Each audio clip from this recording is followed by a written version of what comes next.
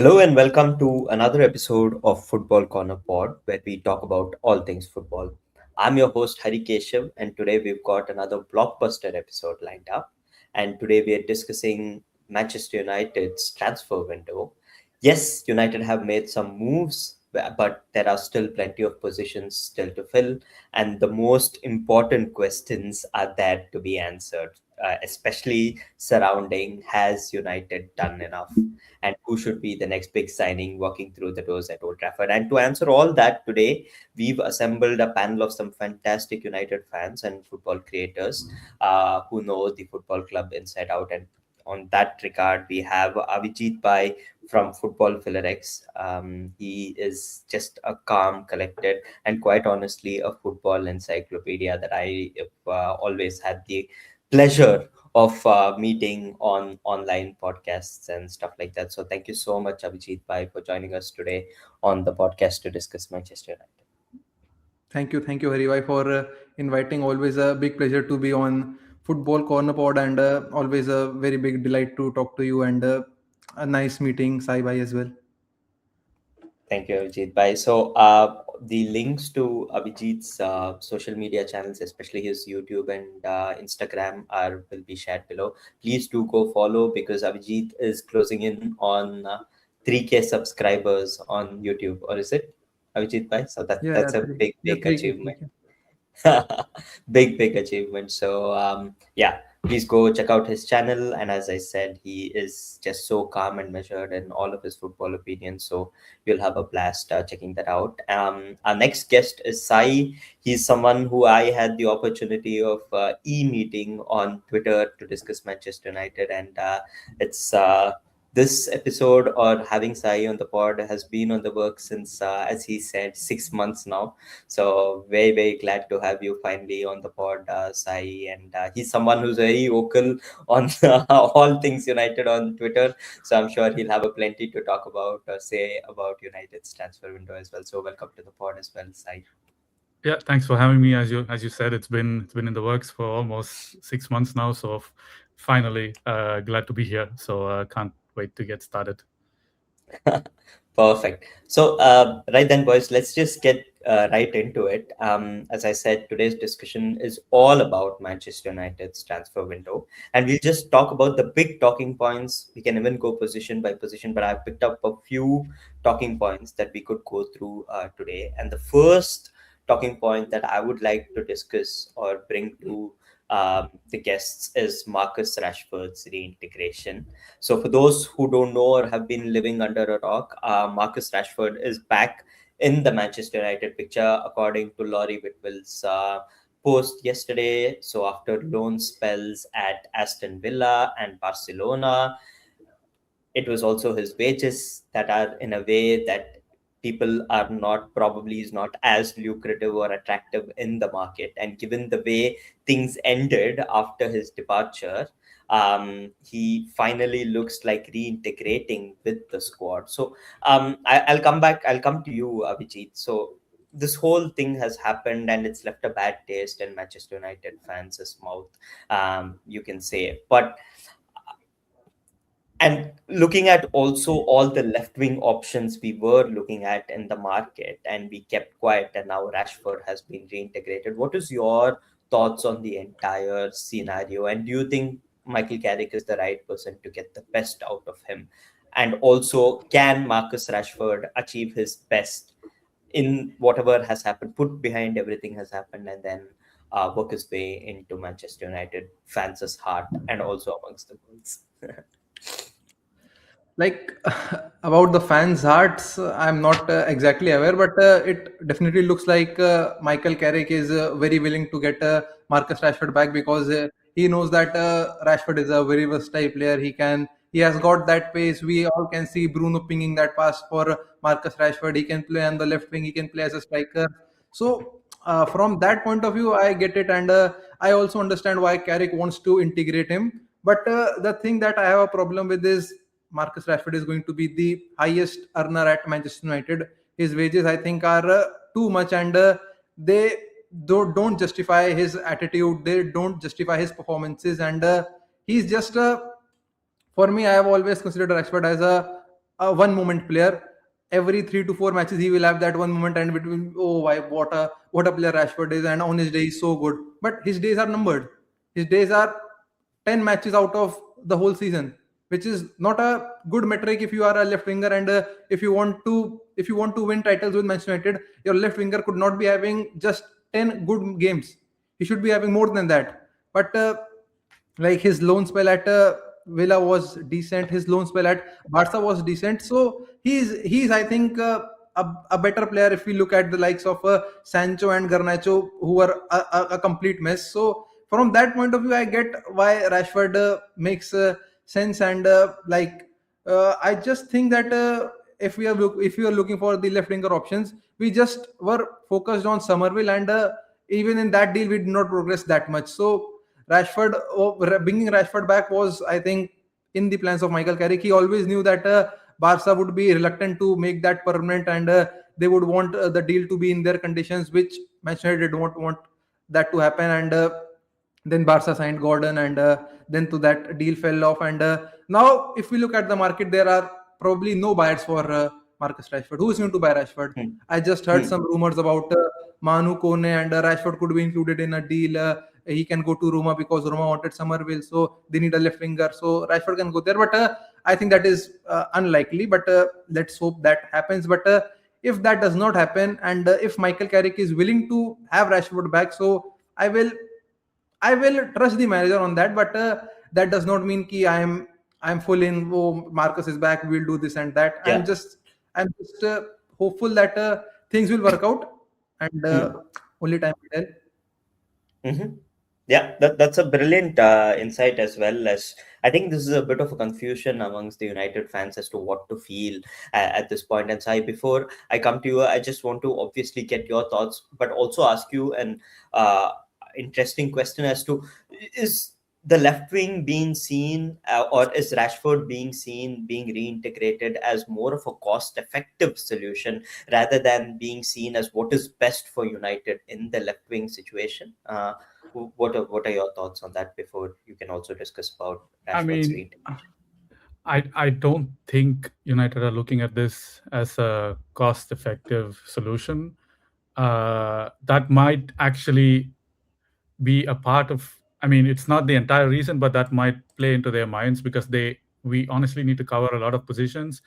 And if you look at the market at the moment, Somerville, who's just gone to Al Hilal for almost 80 mil or 70 mil, right? Yeah. We can't afford to blow that much money on a left winger, because we need to prioritize a central midfielder. Now it also looks like we need to prioritize signing a central defender, because De Ligt is still not ready and Martinez just got injured.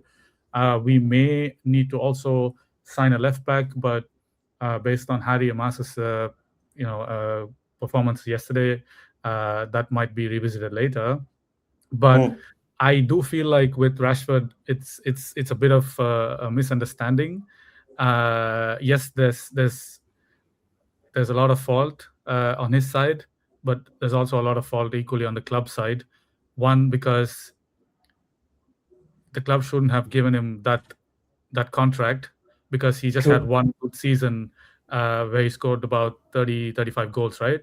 Correct. Yeah. So that played a big part in how things went down after.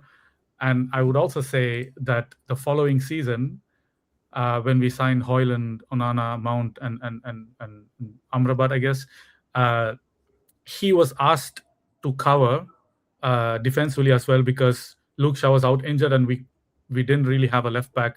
So he was asked to play in a different way. Because if you look at the first season of Ten Hag, he was our out ball, Bruno pinging that ball.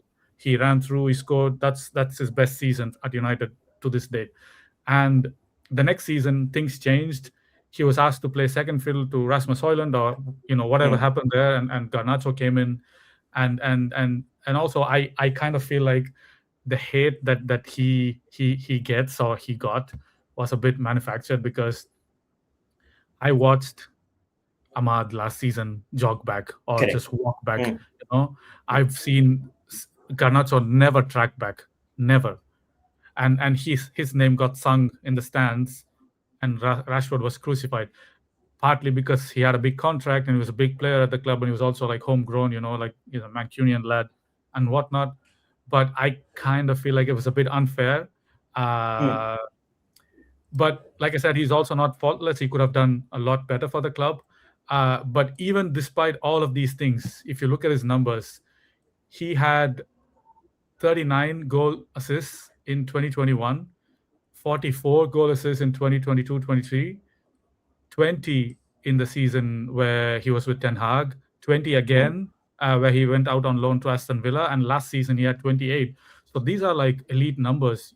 Find me another left winger who's consistently putting up these numbers, whose name is not Vinicius Junior, Mbappe, or Kvaratskhelia, these kind of players.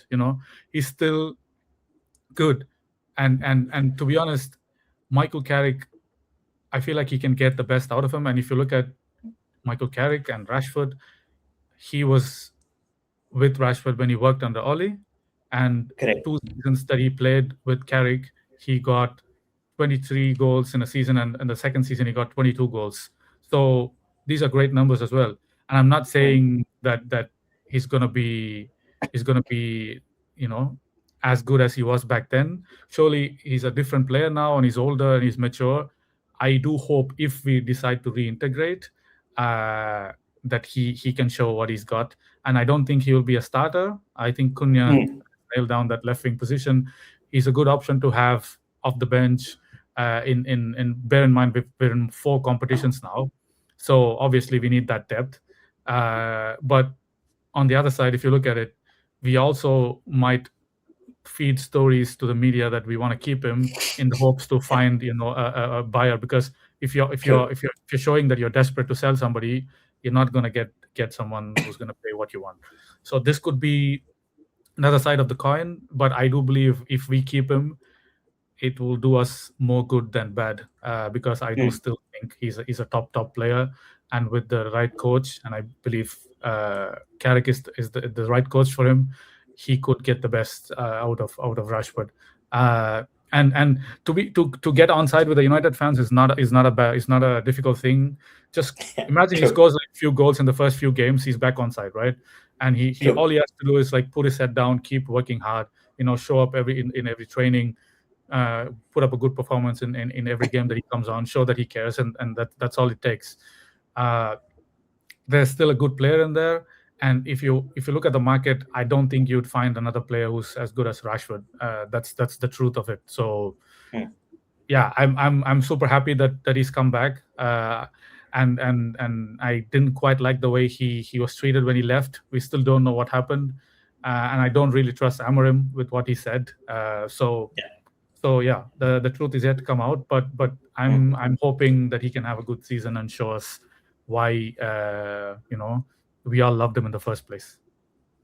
Brilliant, brilliant, Sai. Some really valid points. Abhijit, just to come back on the Rashford, and before we think about it, because it's not something where you can take a stance. It's still, as Sai said and as you said, it's two sides, presenting two sides of the coin, and we are not sure. But just to put into perspective, also what Sai said, when you see Gordon and Somerville go north of 70 million euros or pounds, do you still think, obviously we all know that the market is inflated, and the market that we are working with, even somebody as like Zolis, who's coming into Arsenal now Mm. from Club Brugge for like 40 million, what would Marcus Rashford, let's say we keep out all his theatrics and his contracts and the people behind him and the media, I'm sure Marcus Rashford, if you were to buy him in this market, would also be upwards of 70, 80 because of the season he had with Barcelona. I mean, the numbers that Sai said, let's just put that into perspective. He was not always starting.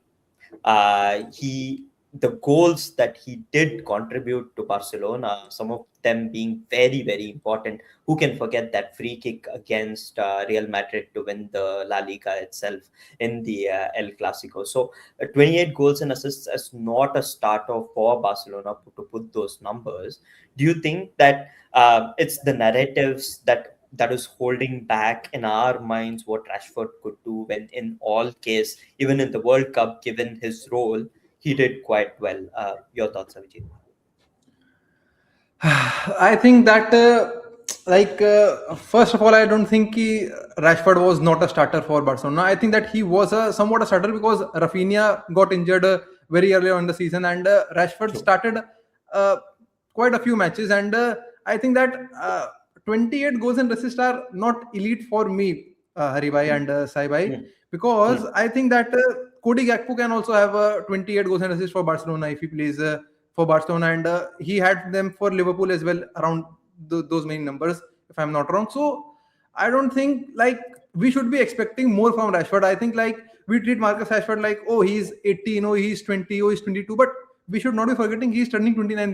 this year, and we are treating him like he's a Mancunian. He knows he should be doing this and that. He's proper bred and bred. He's red and this and that. But I just think that we are a little bit too pampered over Marcus Rashford, and we think that, oh, he can do this. It is always like he can do this, but we never actually see those performances. Like how many goals do you remember? Like he has gone on a scoring run of 4 to 5 matches. How many times? But because Mo Salah does that for Liverpool, and I'm not saying that oh, he should be playing like Mo Salah and this and that. But if he wants to be a starter for Manchester United, then that is the target, or that is the trademark that we should be looking forward to, which I don't think Rashford gives. But like I'm happy that Rashford is in this squad, and I trust Michael Carrick. If he wants Rashford, if he thinks that he can get the best out of Michael Rashford, then I am all in for the support to the player and all in for the support to the manager. But I just don't understand. Like I think that Marcus Rashford is a good player, but he will never take Manchester United to the next level.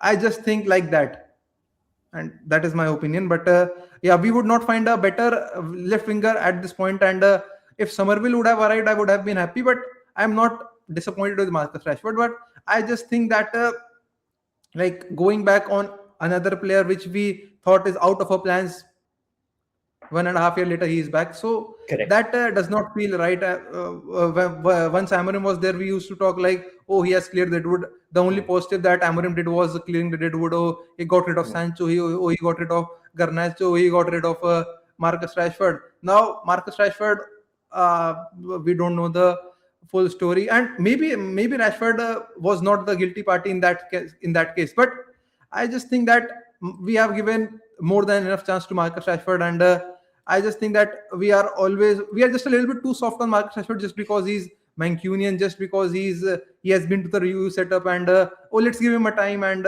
okay, that is also good vibe. If he is a youth graduate, then it is, yeah, something should go also in his favor. But I just think that Marcus Rashford should not be seen as like oh, he would be a star player for us and this and that. Hmm. Bench player would work for me. Brilliant, brilliant, Vijit. By whatever you said, it's hard to not. I mean, it's say wrong. It was harsh but fair. And exactly. So, I mean, as United No, fans, we Hari can bhai, I only used to be a hope. very big fan of Marcus Rashford. I Yeah. celebrated when he scored that penalty against Buffon, and Marcus Rashford is our next Rooney. I was such a big fan of Marcus Rashford, but like when he scored that 30 goal season, and we talked about, oh, by 30 goals, what a season! But 30 goals, yeah, Mo Salah gets that Yes. and bhai, Well, we want to let's compete with Liverpool, we want to compete with Manchester City. So let's like let's we uh, let's celebrate. start. 1 second. Sorry. Let's just Yeah. stop, and I'll come back to why I feel like you may be you may be more than harsh on this. We cannot compare ourselves to Liverpool and Man City because they have a good team. Wait, I'll tell you why. They have a good team, right? If if you look at the team and the club, if Salah didn't score, Mane would score. If Mane didn't score, Firmino would score.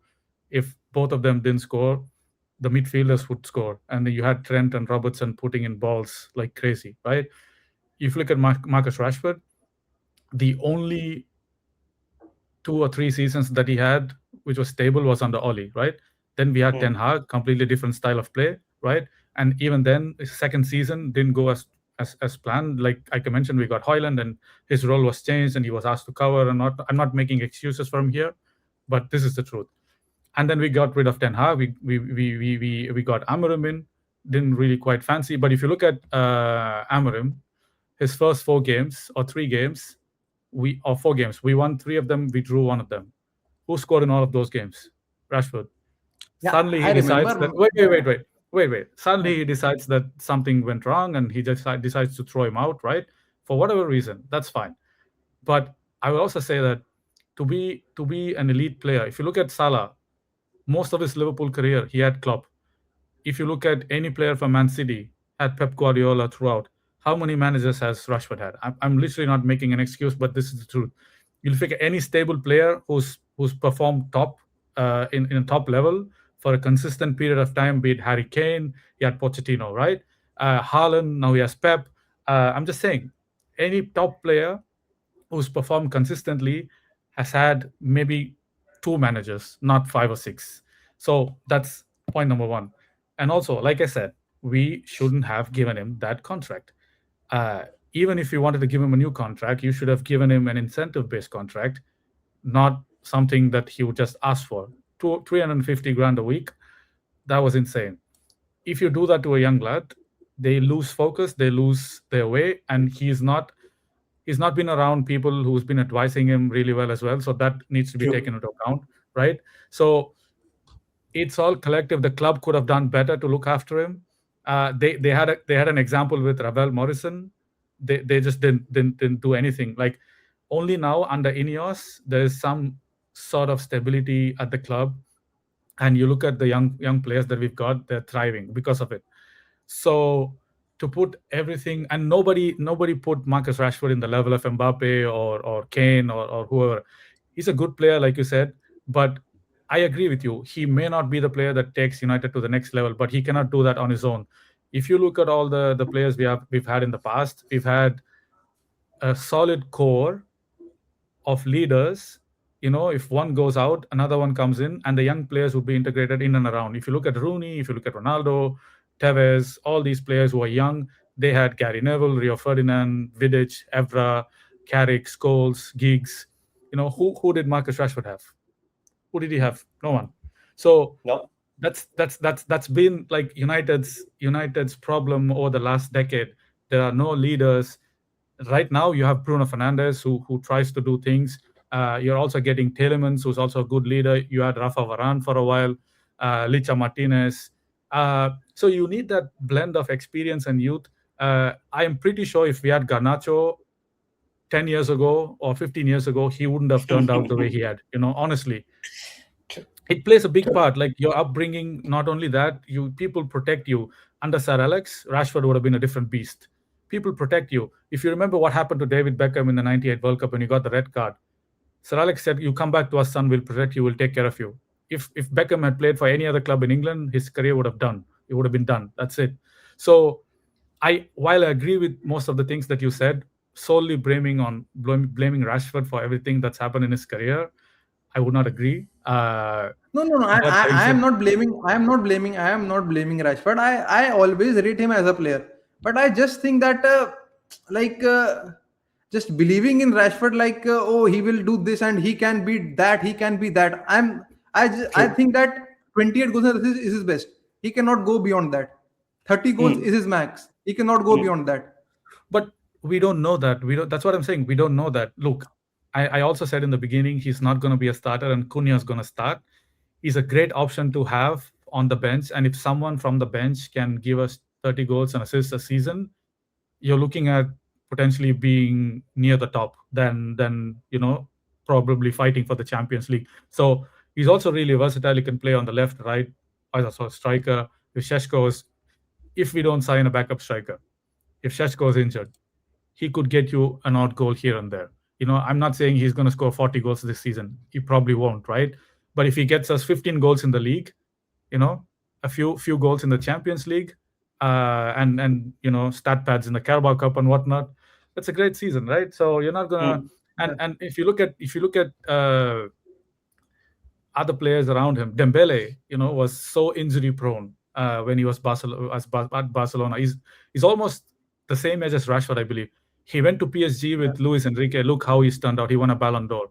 So it's honestly, if people think the environment doesn't play a part, they're sadly mistaken, because it does.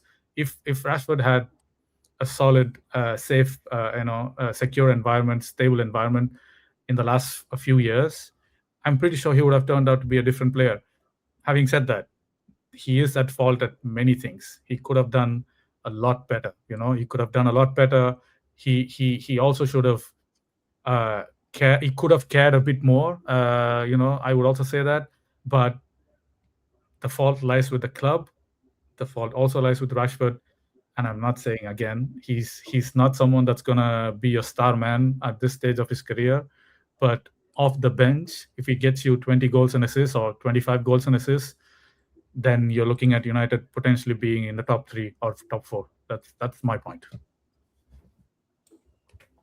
Agreed with that. Brilliant, brilliant. I Yeah. think we've gone in depth about Rashford, and probably as Abhijit Bhai said, and Sai, I think one thing that I can agree is probably the ambition is not that we are going to the next level. Probably this year, even if we have a similar season Yeah. that we had in the league this year, considering that we have other competitions, let's say we Yeah. finish third or fourth and get top 4, and probably this is what we need to do for the next couple of seasons, right? Like try to get Champions League every season, and then somebody else is coming in who's probably going to take us to the next level. But for now, if we can have somebody come off the bench and give us a 12 to 15 goal season in the league, then why not? Because one thing for sure with Rashford, what we for sure know is we know what we are getting. We know what we will not get also from Rashford. So Yeah. I think a known devil is better than an unknown devil. And if this devil is from the youth setup, then he known at least somebody knows what they're doing. So I think we will park the Rashford conversation for now, because I think both of you have given wonderful insights, and it's more of I think a difficult conversation to have, because you are literally presenting two sides of the coin, and I'm sure people listening to this will also stand on either of the sides or stand in between and say, I have no idea. I mean, unless we see this season, it's very hard to say something. But let's go on to the midfield conundrum, because a lot is being spoken about in the midfield, and it's obviously any social media you open, anything you want to talk about United, everybody is talking about midfield. So let me open this up to the panel as well. So obviously, just to give you a bit of insight to people who are hearing this, at the time of recording, United have signed Tielemans and Santos, while Tottenham have gone on to secure Matheus Fernandes from West Ham at 85 million and Sandro Tonali for 100 million. Then you have City, who've gotten Elliot Anderson for 116 million and are in the market for Ayub Buadi for probably another 100 million. And United, meanwhile, have been in the market, at least it seems they are in the market for a marquee midfielder. And whether the marquee midfielder is marquee in terms of price or marquee in terms of skills, it's up for debate. And here, Abhijit Bhai, I just wanted to bring up a few names, that we've been linked to, and I'm sure we've been linked to a whole lot of others. But what I wanted to ask both of you is, which of these midfielders do you feel would be the perfect fit for the profile of midfielders we already have, like with Mount, with Menu, with Tielemans and Santos? Who would be that one midfielder who you would want? Or if you see that this is more than just one midfielder, but what profile of midfielder we should bring. So a few names that we've been linked with is Tchouaméni, Carlos Baleba from Brighton, Manu Koné from Roma, Mohamedou Sangare from Lens, Alex Scott from Bournemouth, Chima Andres from Stuttgart, and Camavinga as well has been making the rounds, especially due to Rodri going the other way. So these are all of the names that we've spoken about. So let me start with you, Abhijit Bhai. What should be the question that United should ask when they're trying to sign this marquee midfielder, and who in your mind would fit this role based on the other midfielders that we have? The question they should be asking, I think, is like the player profile, because the players that you have mentioned, Haribai, like they are different profiles. Like Chomani is different to Kamavinga. Same can be said for Sangare and Chomani, and then if we look at Manu Koné, if we look at Carlos Baleva, I think that we should be aiming for a proper number 6, one who imposes physicality, and I think that the perfect fit or perfect foot would be for me Tchouaméni, but I think that is very unlikely as of now, because I think that he has agreed a new contract, and even if the Rodri deal happens, I don't think that Tchouaméni is happening, because Rodri is in his later stages of his career, and Rodri, even if he leaves after 2 or 3 years, even if he leaves Real Madrid after 2 or 3 years, then Tchouaméni will still be there and he would be in his prime. So I think that Tchouaméni will stay at Real Madrid with or without Rodri.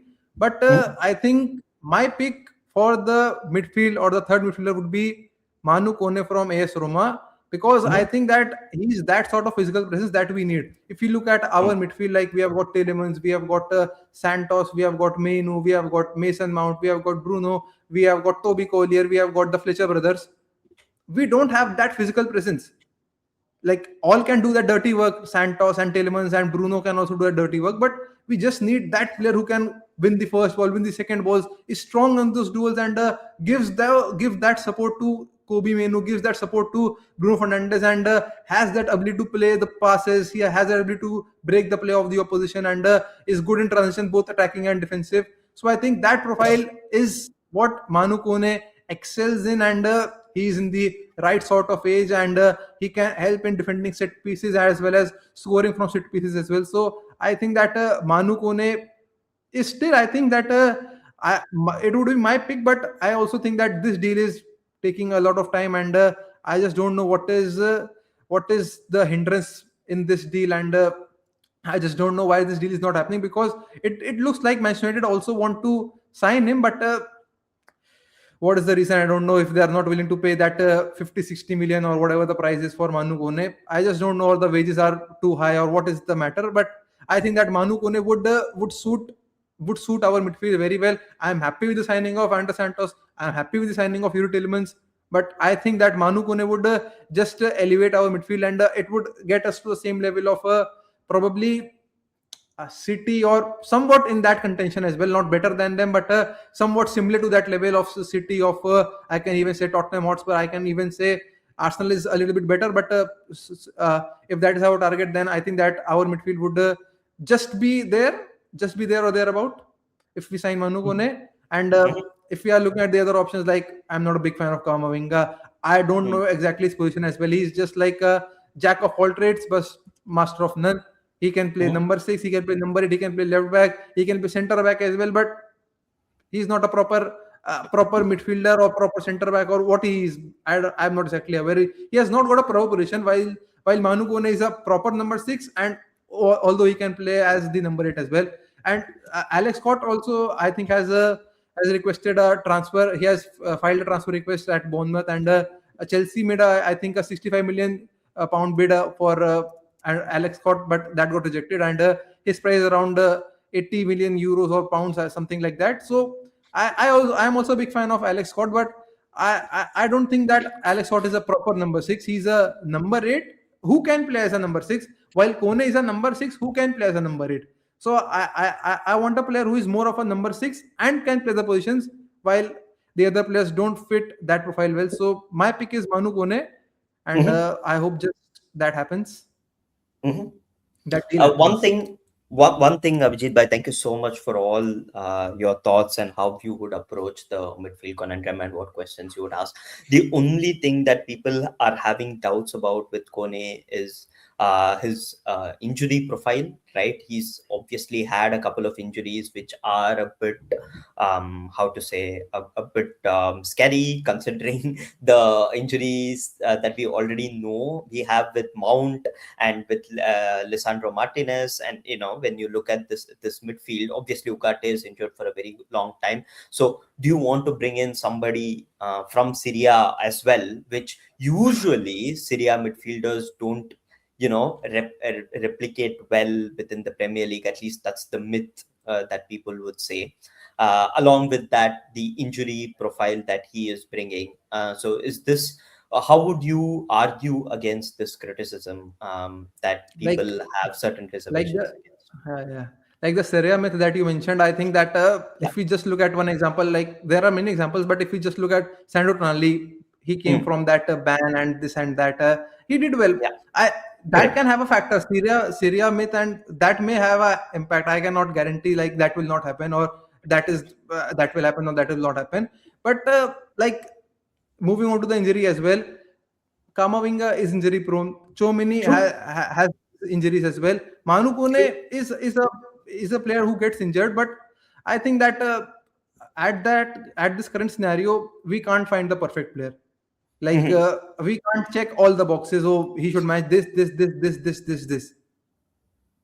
Maximum checklist is my priority at this point. Like if he suits the system well, if he gets injured, then we may play Tillemans there. Tillemans can also play as the number 6, but I think that his injury record is a little bit concerning, but I don't think like that he's still a player. I think that his injury record is very much better than Kamavinga. If you're talking about For sure. Baleba, For sure. Baleba is just there for 2 or 3 seasons, so we don't have a record of his injuries and this and that. And same can be said for Alex Scott. They are young players, so we don't know about their injury record as such. But like players in the prime, I think that Manu Kone fits our profile, and even Chomani has his injuries as well. So I think that at this point or at this stage of football, we can't find players with these amount of matches who are not injury prone. Like Bruno Fernandes is an exception nowadays. You can't find players like True. Bruno Fernandes who are going to play if we play 100 matches. I think that Bruno is going to play. So we can't find players like that.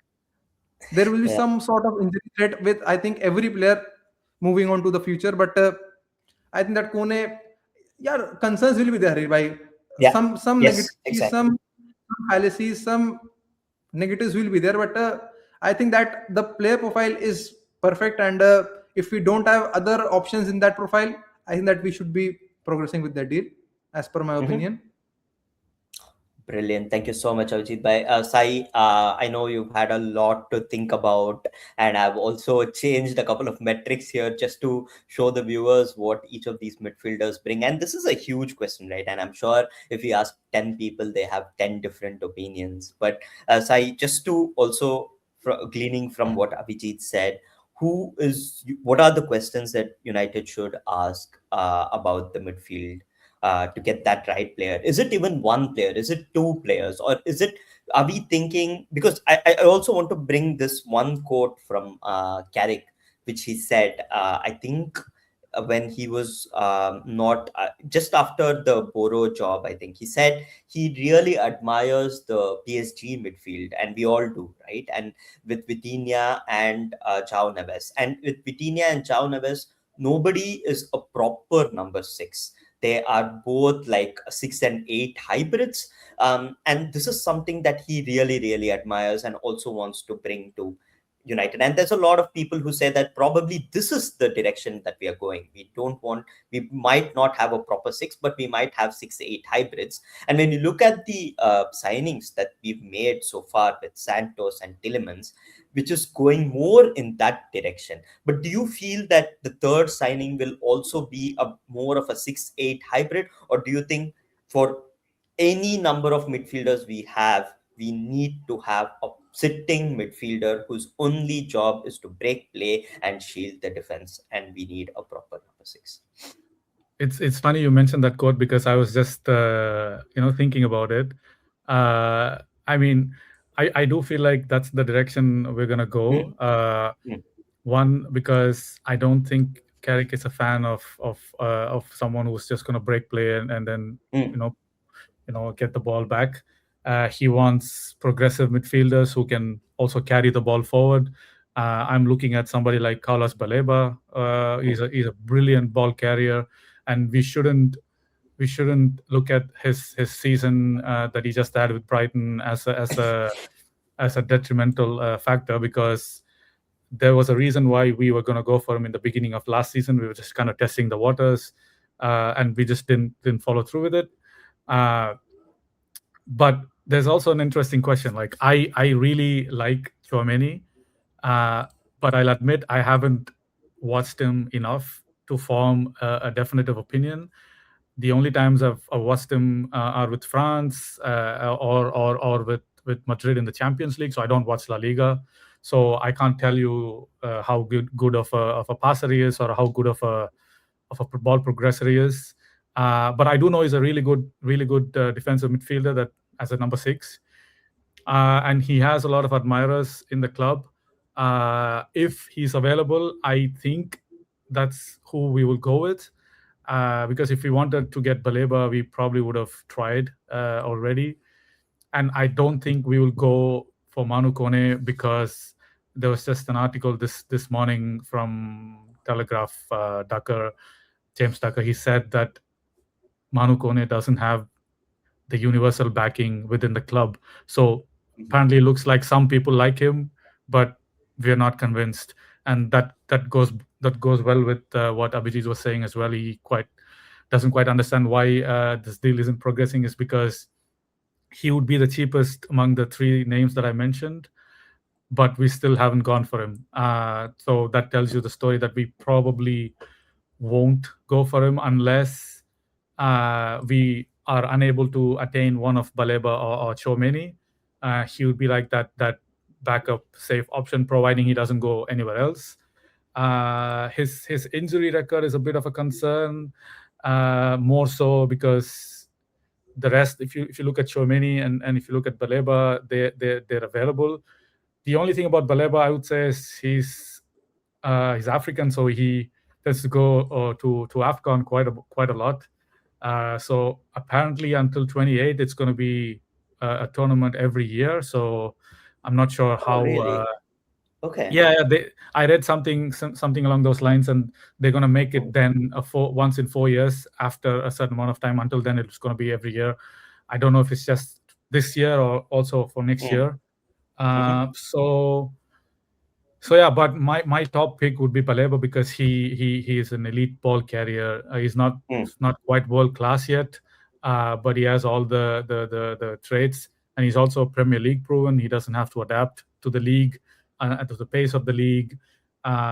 He's also a brilliant six if he wants to be there, and he just, I do believe Carrick wants to have a midfield where either of these or any of these three in midfield is able to pick a pass. Previously it was just on Bruno. Manu would just take a mazy run. Casemiro would just break up play and pass it to Bruno, and he would try to find someone. I think based on that quote, with Vitinha, Neves, and Fabian Ruiz and Zaire Emery and all these kind of players, neither of them are like sitting midfielders who just break up play. They're all like super technical. I think that's what Carrick wants. And one name I wouldn't look past is Jim Thwaites from the academy. Yes. We haven't seen much of him in preseason, but he's a brilliant player. I don't think the Fletcher twins are ready. They might be going out on loan. I think we will probably sell or loan out Toby Collier again. And if you look at Telemans, if you look at Santos, they're not proper number sixes. So Santos was super impressive yesterday with everything that he did. He could win the ball, he could pass forward, he could go on this run. So I think that's the profile of midfielder we're looking at. Tchouaméni is not, I don't think is that good of a progressor, but he's elite, he's world class, so he could be an exception. But unfortunately, I don't know if we will go for Manu Koné. I could be wrong. He could be like a backup option, but honestly, with the price that was quoted, I think Fabrizio or someone said 50 million or 60 million. At that price for the third midfielder, United would be all over him if they really wanted him. I think they're just waiting to see what happens with Rodri and Tchouaméni. And honestly, like going to Brighton to negotiate with them for Baleba, it's going to be really difficult. Exactly. We missed the golden opportunity in the beginning of the window. We probably should have tested the waters with like a 70 million bid. But Brighton are now going to refer to the Anderson deal, the Fernandes deal, the Morgan Rogers deal. It's probably going to be really difficult unless he pushes extremely hard. And Fabrizio said that he is really keen on the move. He was keen last summer. He is also keen this summer, and his entourage reached out to us. So be interesting to see what happens there. Unless he submits a transfer request or something of that sort, I don't think Brighton are going to make it any easier for us to sign him. And this is going to piss off a lot of United fans. I also saw another report where we might not actually sign a third midfielder and we're going to play Mason Mount there. Yes. So that was tested yesterday. Look, personally, I'm not a fan, but I'm not taking it too seriously because apparently last summer it was the case, and out of the blue we signed Sheshko, and so we know how this goes, and nobody actually knows what we're doing in the market, which is refreshing and nice as a United fan, because every summer we're the butt of the jokes, we're this linked with this person or that person, and in the end we just sign some random, like I remember like signing Amrabat on loan. Yeah, we just signed him because he had a good World Cup. It wasn't the greatest of signings. So it's good that they keep their cards close to their chest, but I believe personally, if you ask me, Baleba would be the player that I would want because of his ceiling and with his technical ability and seeing how United move based on data and stuff. If they were interested last year based on data, I don't know why they wouldn't be interested now, because he had an average season. He's still correct. young. He's an unbelievable player. So that would be my choice. Let's see. I'm excited. I could be proven right or wrong. In the end, we both could be proven wrong because we might not even sign anybody. So that's there.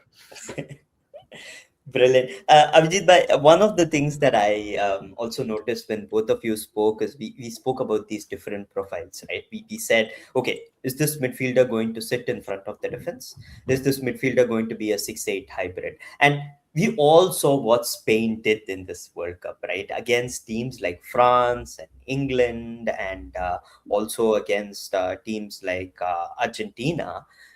We saw a midfield full of technical players, just so good at what they do. And they have, like, if I would to put Rodri on that map that I showed, I'm sure he's ticking off almost everything. Like, he's there's midfielders who are good at everything. And when it does come off, when it does work, it looks beautiful, because when you have technical midfielders just passing the opposition into submission, as they say, right, with these short passes, with knowing exactly what to do at the right time. Is this the way that we are seeing the game also evolve going forward? By that, we might not have these strict 6-8 10 rules. We've already seen that fullbacks and inverted wingers and inverted fullbacks and all of these stuff. So do you see, just from a game perspective, do you feel that the game is now moving away from strict roles to more flexible hybrid roles,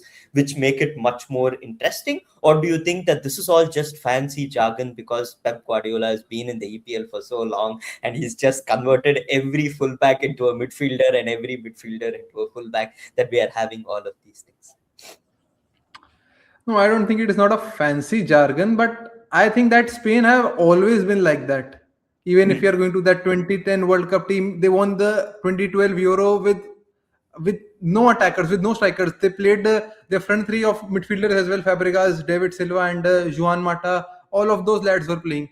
So I think that Spain is always like that, has always been like that. And when we are talking about this Spain team, and we say they are so technically good and they are exceptional, but that does not take away that they are physically so imposing as well. And okay, Fabian Ruiz and Rodri are so strong and so physical, but even if you look at someone like Dani Olmo, you can't win the ball from Dani Olmo. He's so good in shielding the ball. He's so good in turning the ball. Even if I look at Pedri was outshined by Fabian Ruiz, and Fabian Ruiz, I think, is very underrated player. And I just think that Spanish players, due to their technical training from the start and from the grassroots level, they get that training, so they are good in that. But I don't think that the modern game is, some coaches may get inspired from that style, but I don't think it is, modern game is moving towards that style and free fluid and this and that.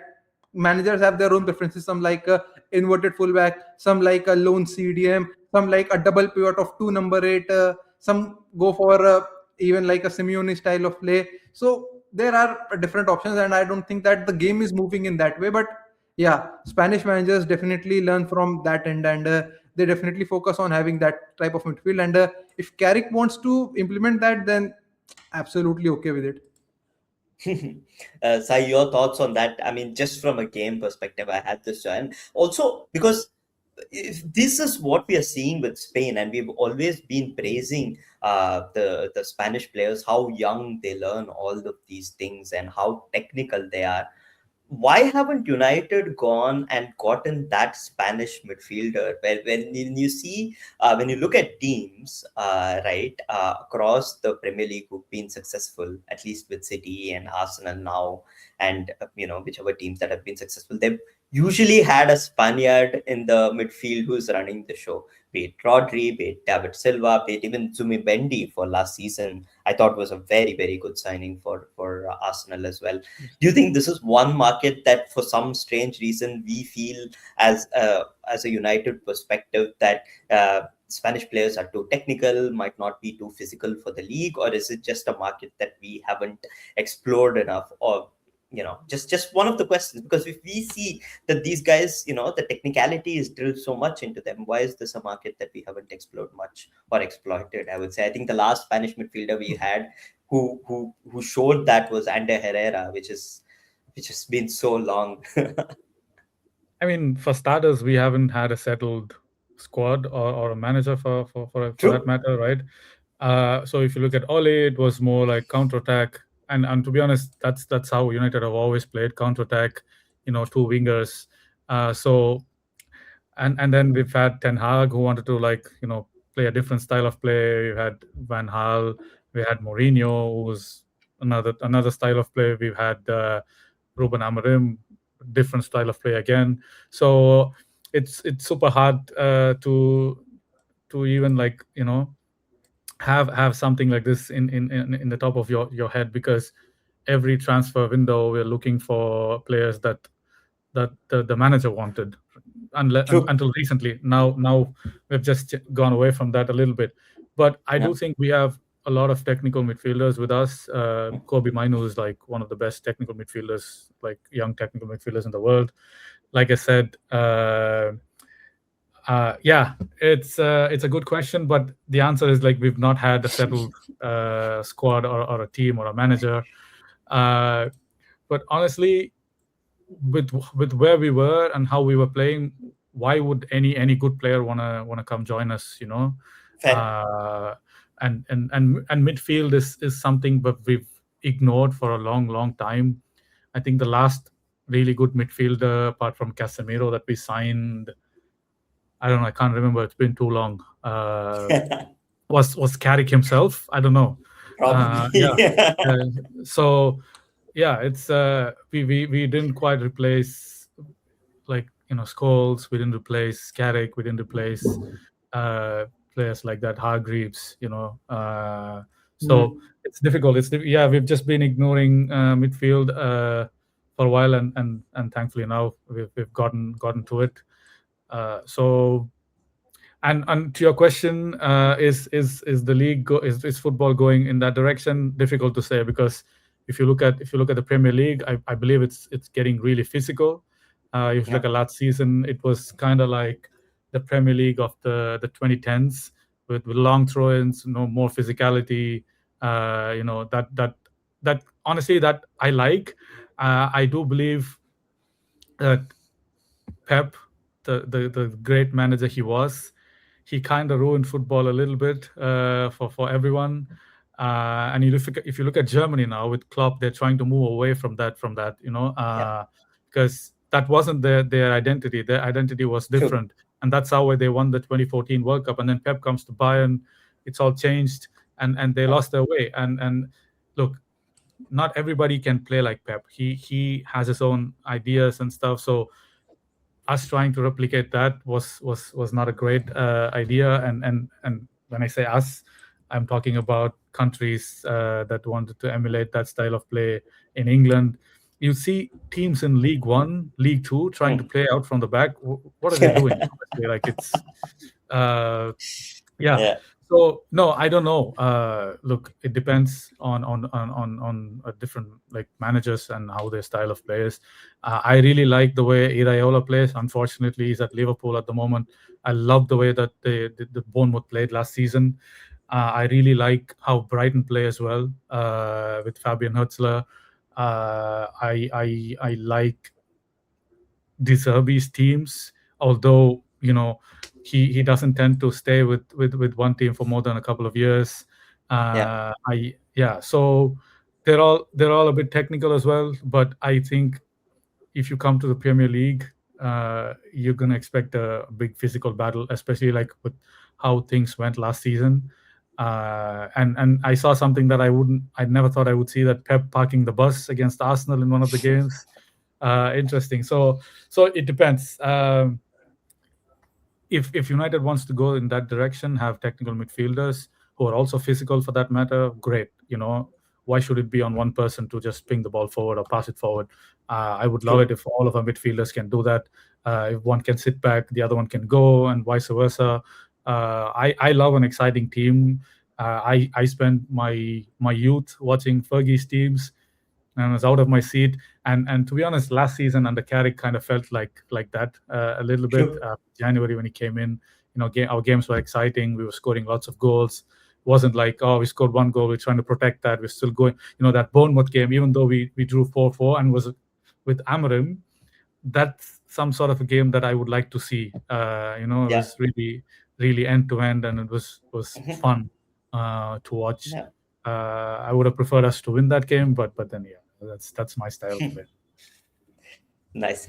Perfect. Thank you so much for I think we had an in-depth conversation on midfield, and also we went a little bit away from Manchester United to also talk about how the game has been moving and certain questions that we might not have the answers. So viewers, if you do think of certain things that you might have answers to, do let us know. And then before we leave, just one final question to the panel on what position needs solving next. This is basically, we are not talking about the midfield. Obviously, we know that the midfield is a work in progress forever.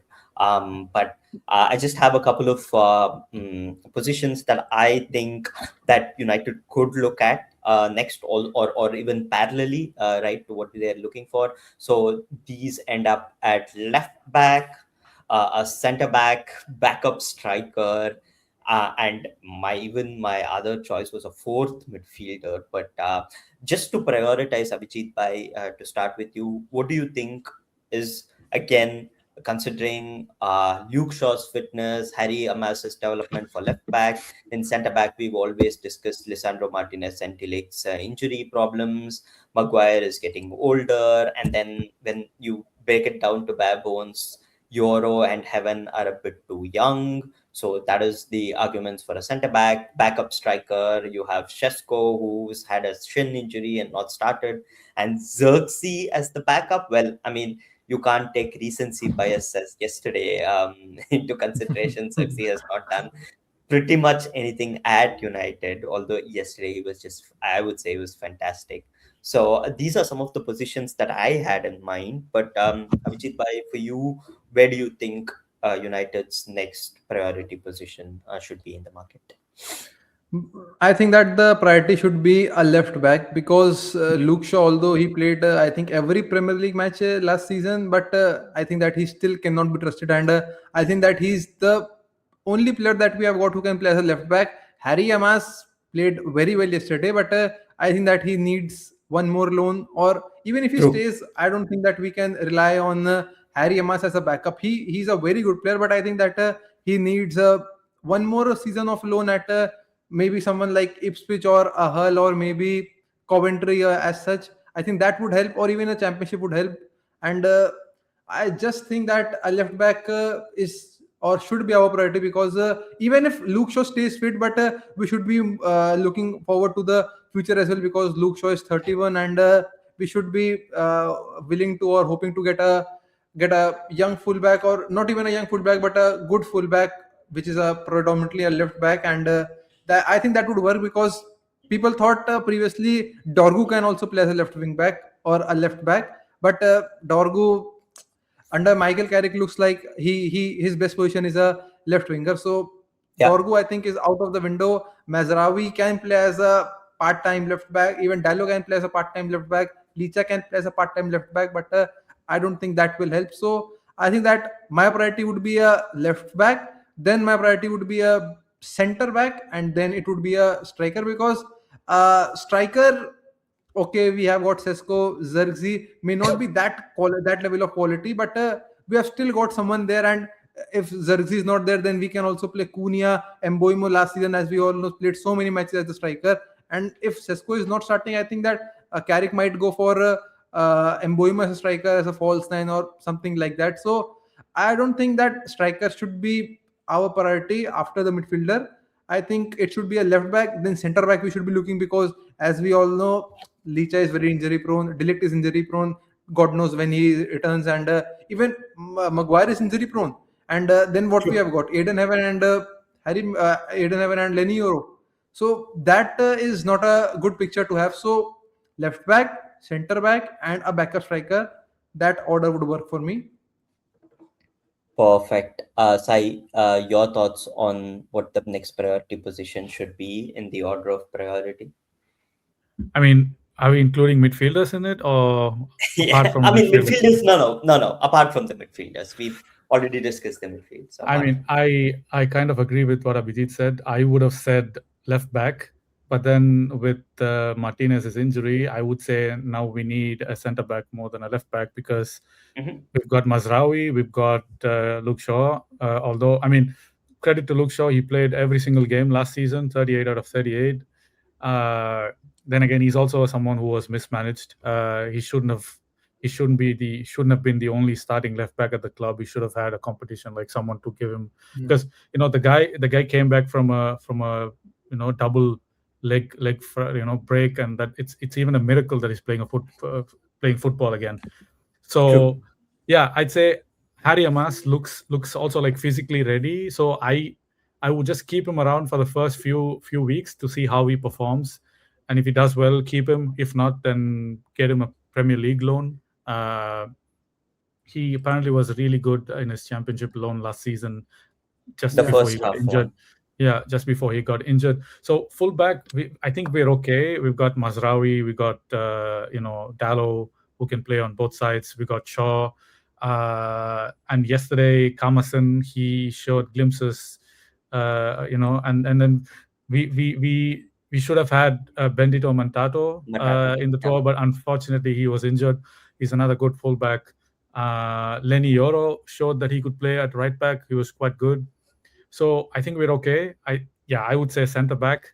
Then if you have budget left after signing a midfielder and a center back, then you go in for a fullback, because I think we should sign Lewis Hall from Newcastle, but he's going to cost you a fortune. I don't Yeah. want us to sign like a stopgap, fullback who's going to be there for a year or two, and then we'll probably ship him off. I want a long-term replacement for Luke Shaw, and Lewis Hall would be my number one target. So if you can get him for a good deal this summer, sure. If not, then you wait for the next season, because I don't think Newcastle are going to get any better. Like they're going to lose Bruno Guimaraes as well. So they've lost Tonali. So yeah, it's an open question with what happens with them. But I'd say centre back first, then go for a left back. Backup striker, I think we've got Rashford. If you keep Rashford, we've got Cunha who can play there. He played there for Brazil. Xerxes, I guess he could. And Bomo has been playing there a lot. He played there last season as well. So, and we've got Ahmad. So we're covered well in the front lines. So yeah, midfielder, centre back, then left back. That should be the priority.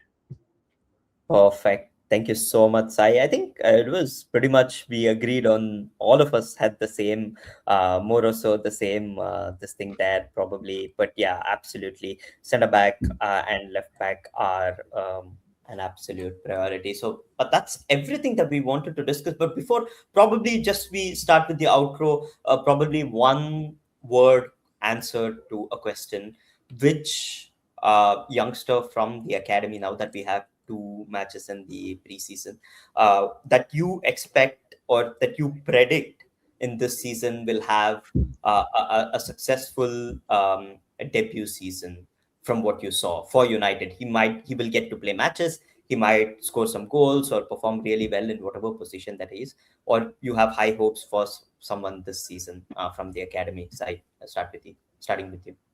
I'd say Harry Mas, like I already mentioned. Hariamas, brilliant. Abhijit, you?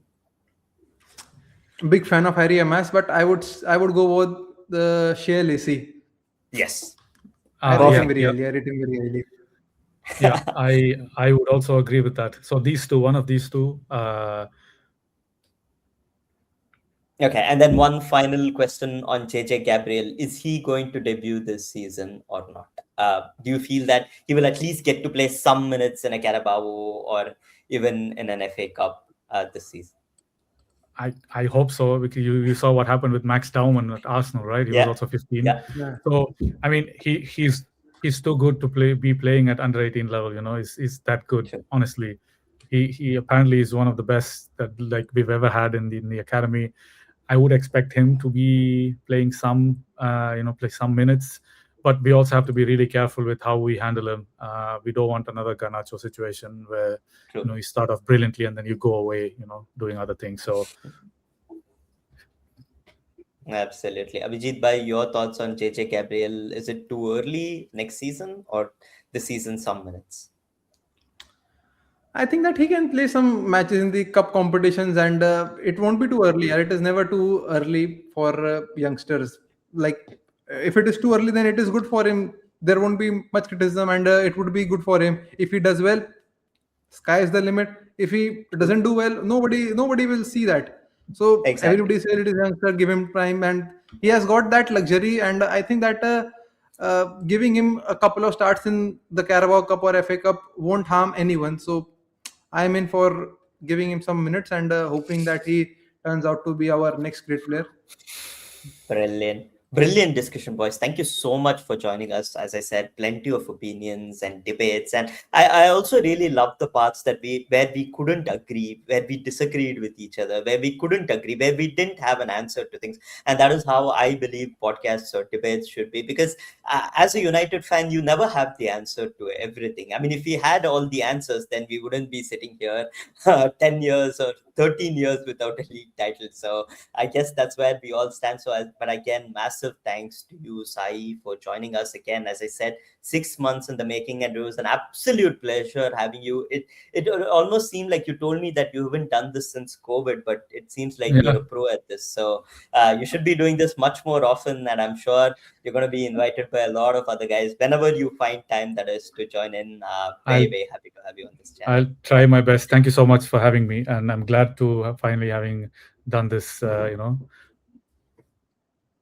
Brilliant. And Abhijit Bhai as well. Thank you so much, Abhijit Bhai. All such size socials and Abhijit's socials will be down there. And please help Abhijit Bhai reach that target of 3K subscribers. I mean, he's doing some fantastic job on his Instagram and YouTube channels. And as I said, he really puts his heart out there when creating content on football. And I always love having conversations with Abhijit Bhai because they're so measured, composed, and calm. So thank you so much, Abhijit Bhai, for joining us as well. Thank you. It's contrary to what kind of a person I am. If you follow me on my socials, I'm just like full of like controversial rants and stuff like that. So it's nice to have someone who's measured and composed. Thank you. But thank you, Hari bhai, for inviting. And as I said earlier, always a pleasure to be on Football Corner Pod, and interacting with you is always a very big pleasure. And it was very nice talking to Sai bhai, although we disagreed on the Rashford point, but that was absolutely fine. I got to understand his point of view, and he wasn't wrong, so I get that. No, I was just Brilliant. purely like football related. There's nothing. No. Yeah. I'm super happy to meet you. I think as that well. that is the best thing about Manchester United fan base, that we disagree a lot, but at the end we always reach to a conclusion. So that is the best thing that I like about the Manchester United fan base. Like, if I see the Barca fan base, everybody is they have their conflict with the Real Madrid fan base, but internal conflicts are not there. While in our fan base we have that opinions and we are strong on our opinions, and then we reach a conclusion, which is the best thing. Look, at the end of the day, I Absolutely. just want United to do well and win. I don't Yeah, care who scores the goal. I don't care, yeah, who assists each game. I'm not someone who's going to be like, oh, this is my favorite player. He has to be the star. I don't care. At the end of the season, if we have a trophy or two in our hands, that's what I care about. yeah. I'm really happy if that happens. Hopefully that happens this season, but let's see. We should try to consolidate where we are. So get Champions League again and maybe add a domestic cup or two. Let's see. What a way to sign off on the podcast. Thank you so much, Sai, for basically summarizing the entire thing that we've been doing for an hour almost. And viewers who watching this podcast, who supported Football Corner Pod, thank you so much for all your support. Your support allows us to bring guests and create content of this quality. So thank you so much for all of you guys, and please do tune in, and don't forget to like, share, and subscribe to our channel, to Abhijit and Sai's channels as well, and to this Football Corner Pod as well. And as I always say, until next time, take care, stay safe, and be aware of any corners taken quickly. Yeah, see you. Have a nice one. Bye. See you then.